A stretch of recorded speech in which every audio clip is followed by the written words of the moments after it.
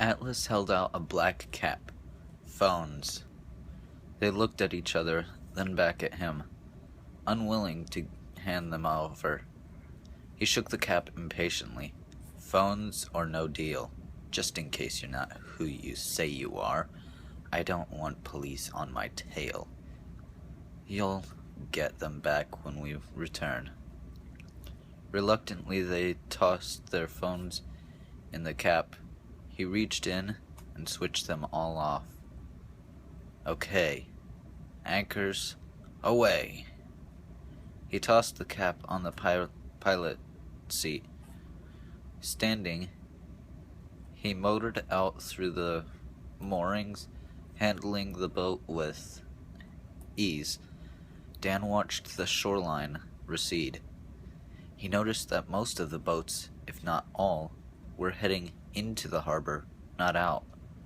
The sky was dark and gray, and even darker clouds were rolling in.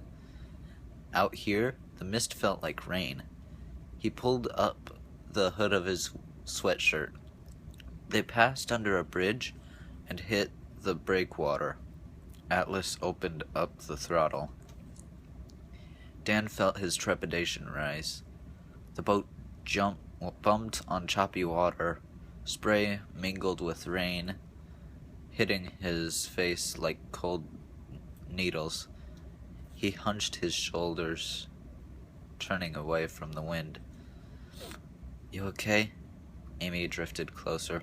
He nodded. He was cold and wet, and his skin crawled when he thought about what would happen next. But wherever okay was on the spectrum, he was there, because they had to do this. We're going to have to cut across the shipping lanes, Atlas shouted over the wind. Dan nodded, setting his teeth against their impulse to chatter.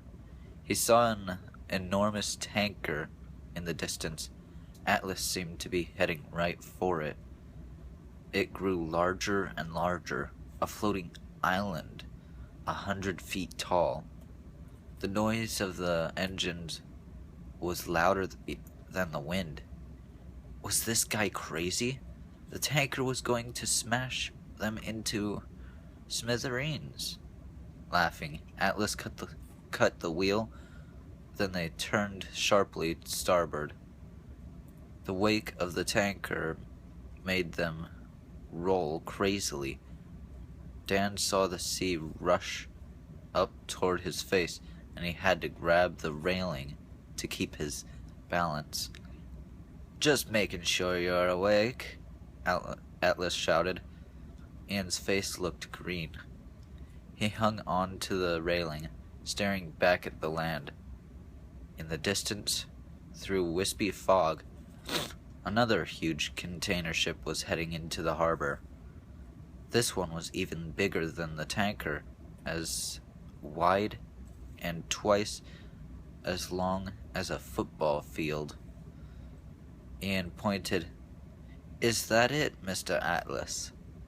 Looks like it. Let's get a little closer. Great, Dan muttered under his breath. It was getting darker. It wasn't even 5 p.m., and dusk was settling in. You better switch on the running lights, Dan yelled. Good idea. But Atlas did nothing. Now they were just a dark speck moving through gray. Dan peered ahead. They were at the mouth of the harbor now. The ocean seemed roiling and savage. The cabin cruiser felt impossibly small. It was being tossed on the waves like a toy rubber duck, and Atlas just kept pushing the speed. When they were out in the middle of the harbor, the thrum of the engine under Dan's feet stopped. There was nothing but the sound of the wind and rain, and the waves slapping against the hull.